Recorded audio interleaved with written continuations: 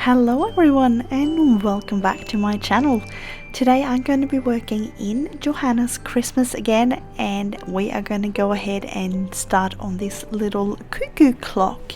I thought it's a beautiful little Christmas piece, and I think we should be able to finish this one off in 2 goes, I think.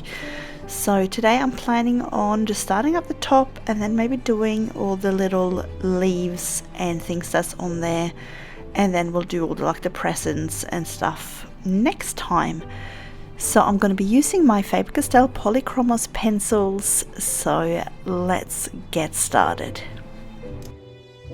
So I'm going to start up the very top with these little leaves. So I want to do these in like the earth green, and I'm thinking some juniper in there, so they're more like the bluish greens. And then I'm going to go a little bit more yellow tones with the holly leaves underneath. So I'm just going to start by using this earth green all over the leaves, and then I'm going to go in a little bit darker, working my way up. So then using maybe the juniper green, and I'm thinking possibly the pine green, and maybe if I need it really dark, I'll probably go in with some dark indigo as well.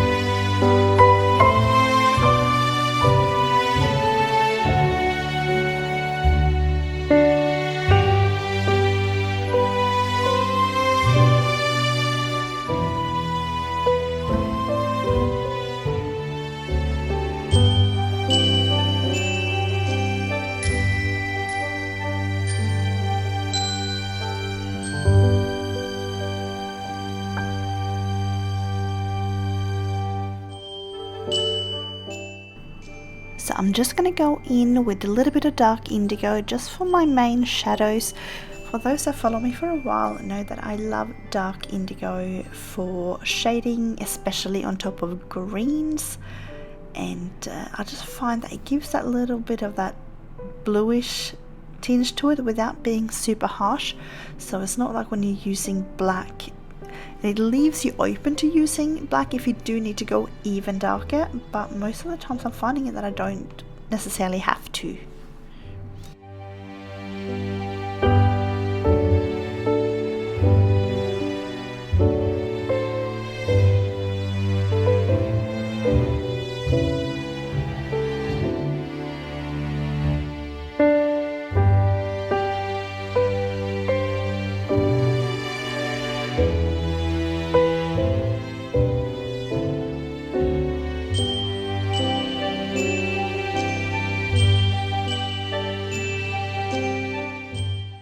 So while I've got these colours out, I'm just going to go ahead and do that little circle of ivy that's sort of around the little cuckoo that's poking out. So I'm doing kind of the same thing here. I'm just going to cover them all in the earth green. I'm just showing you these little ones here at the top, but just do exactly the same on the ones that are circling the little cuckoo.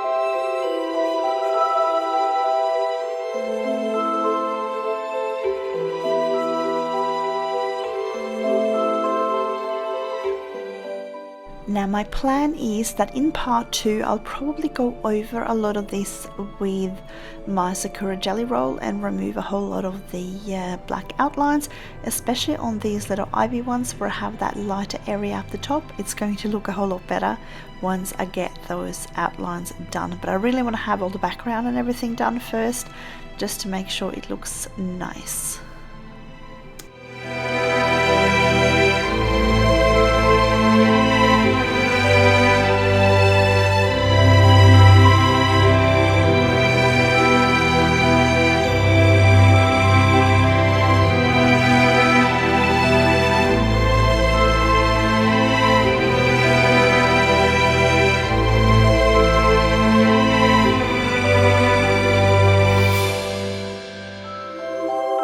I really hope you're enjoying this video. If you are, I'd love it if you'd consider giving it a thumbs up, as it really does help push a video out to a wider audience, and it's the very cheapest way of helping the channel out.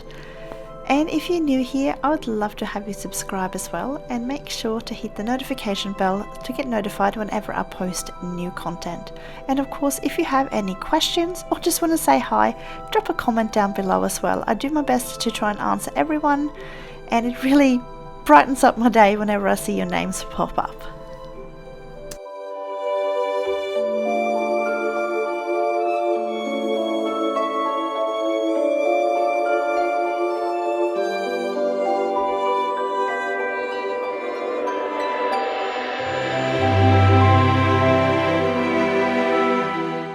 So it's time to start on the little hollies. Now I am using a lot of the similar colors, however I am using the earth green yellowish for the base layer, just to yellow it up a little bit.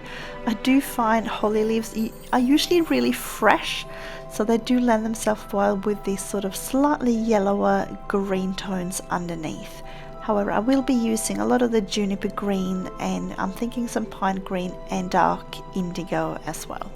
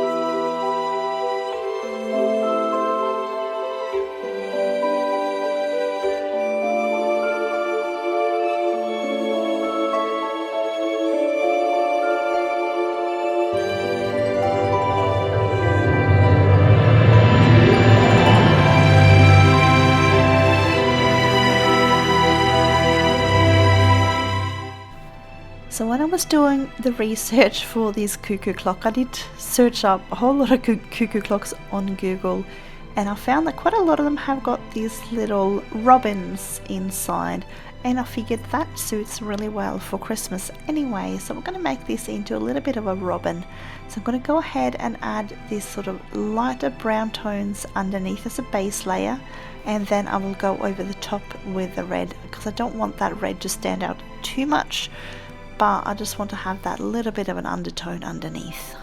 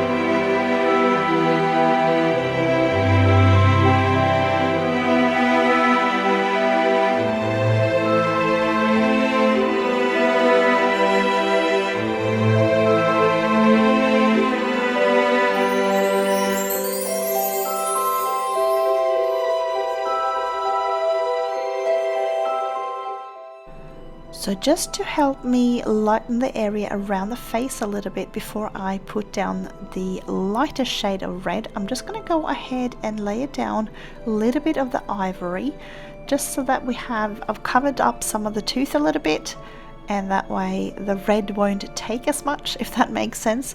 So I'm just going to then go over with this sort of pale geranium red. It's just a little bit lighter, and on top of that ivory it works really well, and it's still, because I got that sort of brown undertone underneath, it's looking relatively natural.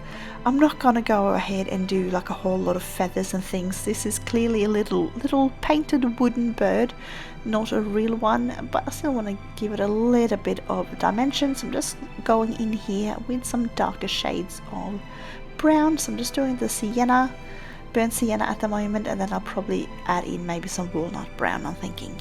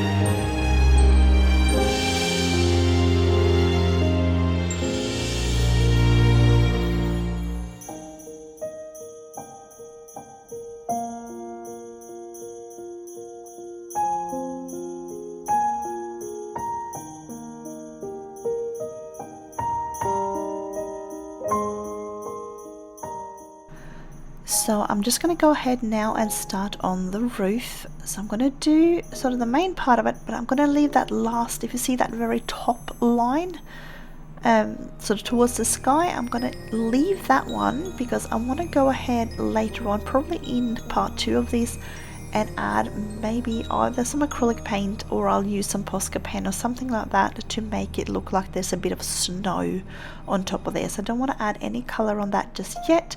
I might, if I need it, I'll add it on at a later time.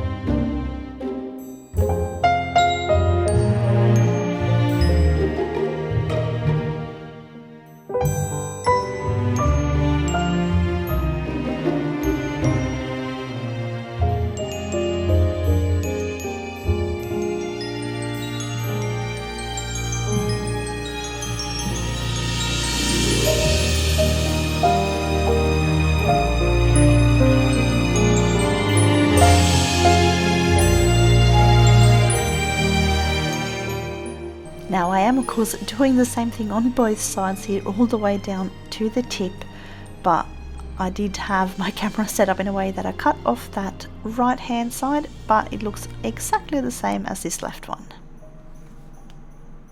And with that being said, this picture is also one of those that is completely symmetrical, so it's one of those where Johanna has kind of drawn one side and then it's been copied completely over onto the other side to make a full picture. So whatever you're doing on the left hand side, you can just then do on the right hand side as well.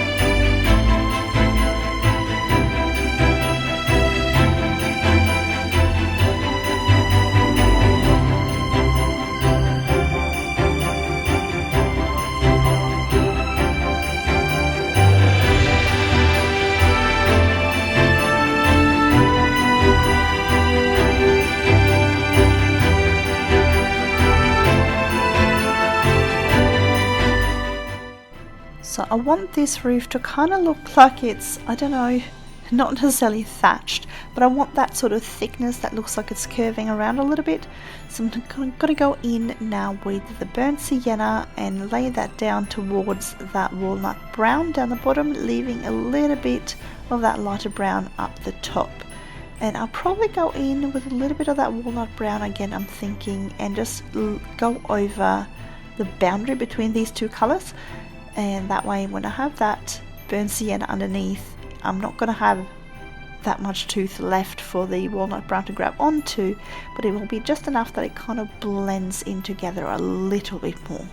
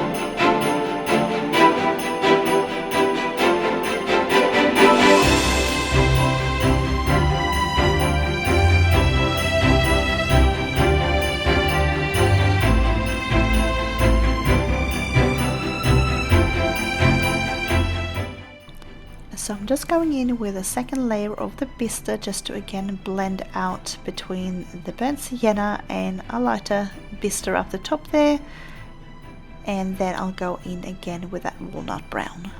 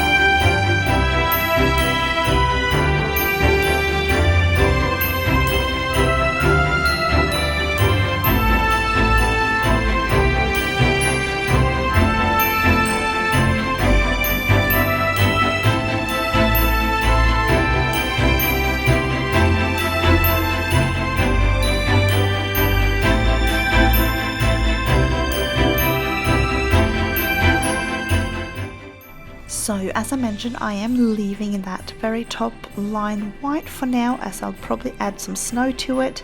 So let's go ahead and keep on going with the holly leaves. So what I'm going to do is I'm going to show you these 5 leaves here. There are several more holly leaves. They look pretty much exactly the same as these ones. So just go ahead and do exactly the same on those.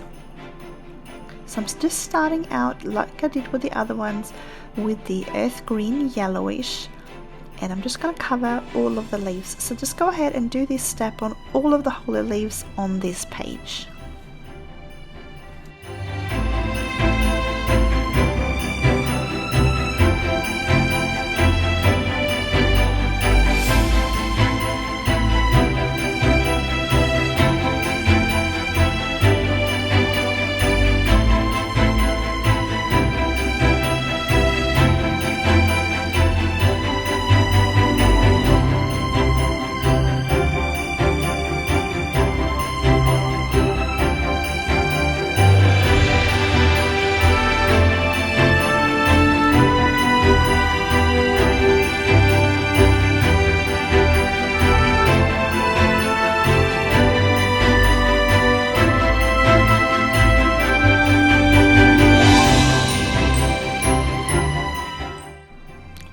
So just using my Juniper green, I'm gonna go in and start mapping out my shadows.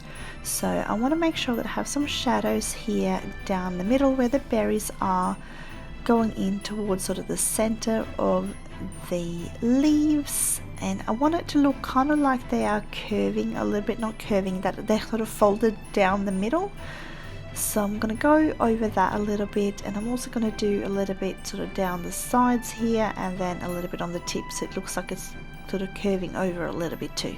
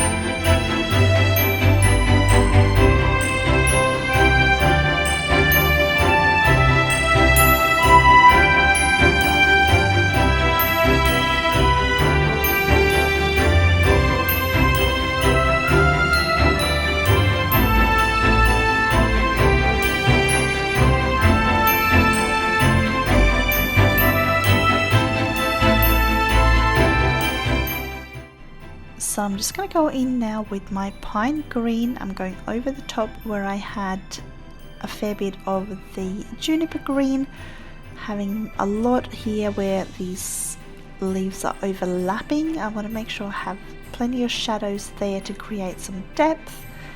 And then I'm kind of going in, I'm not going in super pretty, I'm kind of going in a bit rough, going just a bit here and there and just whacking a few lines down, and just, yeah, as you can see, I'm going fairly fast. I'm not sort of trying to blend it too much in. I'm going to go over the top of it again with the earth green anyway.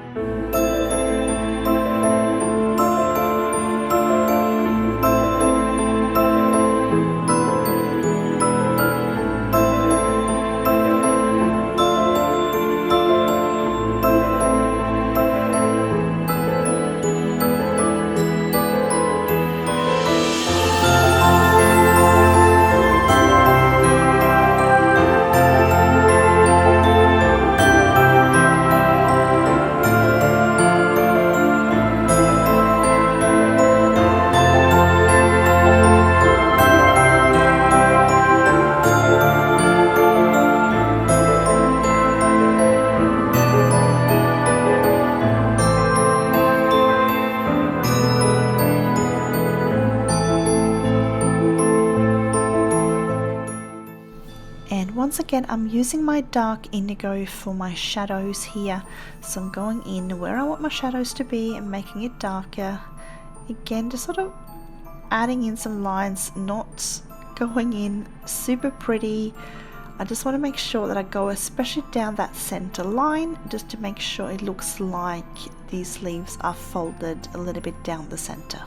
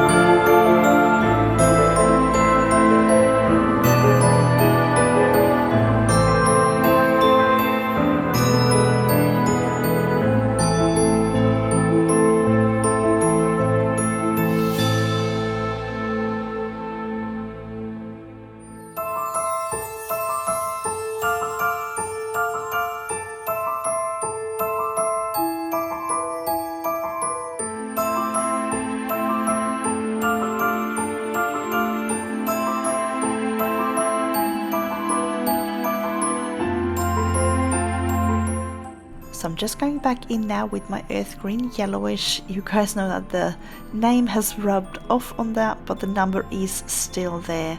The other one that looks similar to this is the May green, and that one still has got the name fairly clearly written on it. So if you see me use this kind of color without a name on it, it is the earth green yellowish, which by the way is one of my favorite greens, which is also why the name has rubbed off.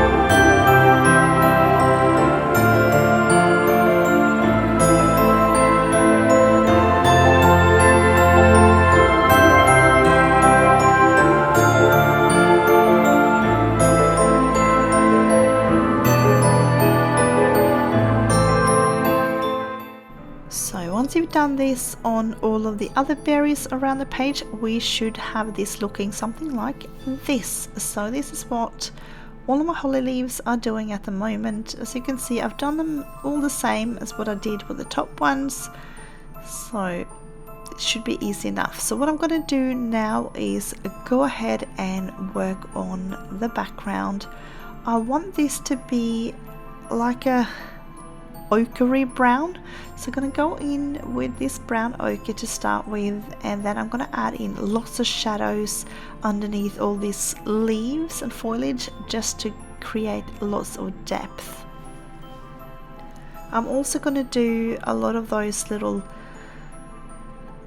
I don't know, swirly bits down the bottom. I won't do them now. I'll probably end up doing those in the second part, but I'll do those in the much darker sort of wood color. That way they will stand out more, and we'll have that sort of contrast between our darker wood and our nice light ochre background.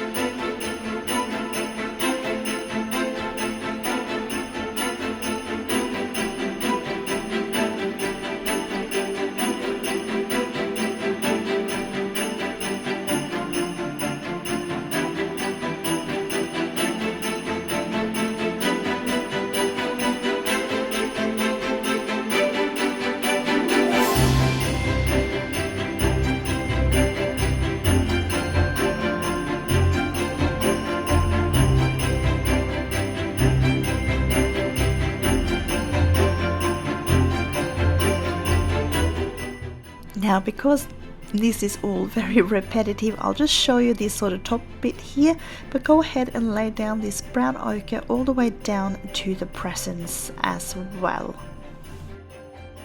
The only part I am avoiding is, of course, that area around the clock face. As you can see, they got those little, I think they look a little bit like gems that are sort of around there. So I won't colour that one yet. I'm not quite sure whether I'm going to use the same colour there or if I'm going to do something different. But it is time for me to start mapping out my shadows. So I'm going in with my burnt sienna, and I'm going to go ahead and go wherever these leaves kind of overlap. I want to make sure that I have mainly the shadow on one side of the leaf, not on both sides, because you usually have the light source coming from one side more so than the other. So what I'm doing is I'm having the light source, as I tend to always do, I just realized, coming from sort of slightly top left, and that sort of just tends to work out so that I'm putting my shadows to the right of each object or each leaf, and then have it lighter on the right hand side or the top.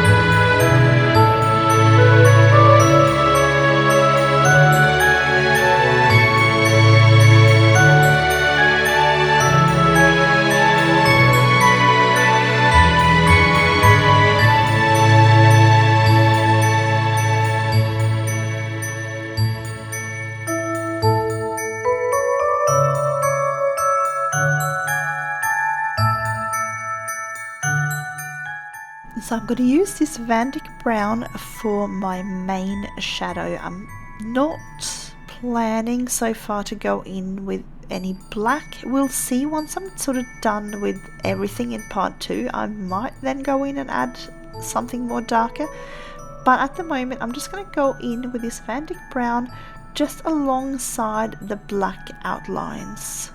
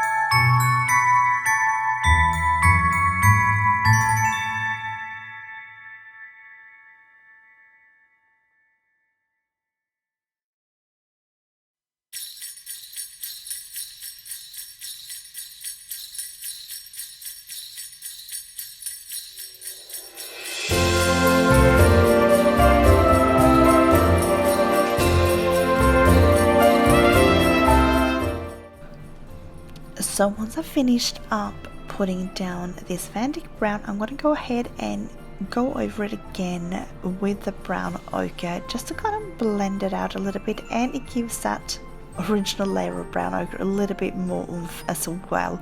And then we'll go ahead and do exactly the same down the bottom, but I will show you that this time.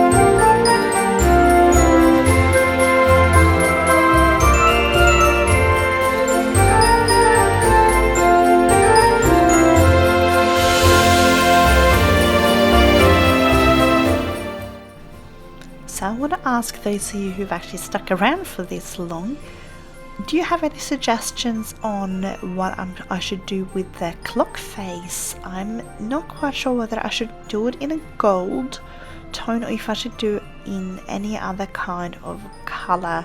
I think I'm kind of leaning towards the gold, but I want to see what you guys think as well before I make up my mind.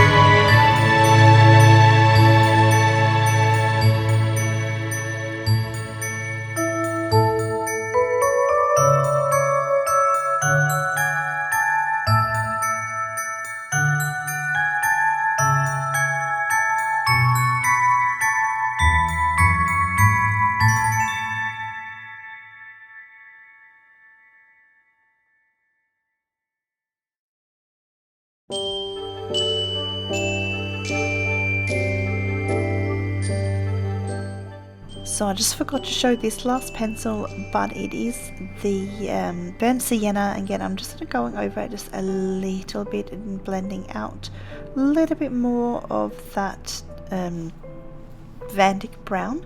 And then when we are done with this, I am going to say that we're done for this first part, and I'll show you the current product. And as I mentioned, we'll go ahead next time. I'm hoping we'll be able to finish the whole thing. We'll add a bit of snowy details and so on.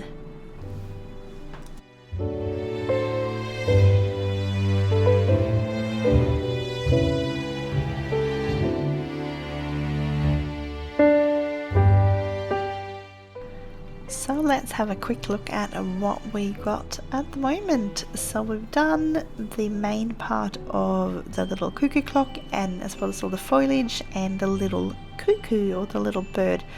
It's more like a robin rather than a cuckoo, but who cares?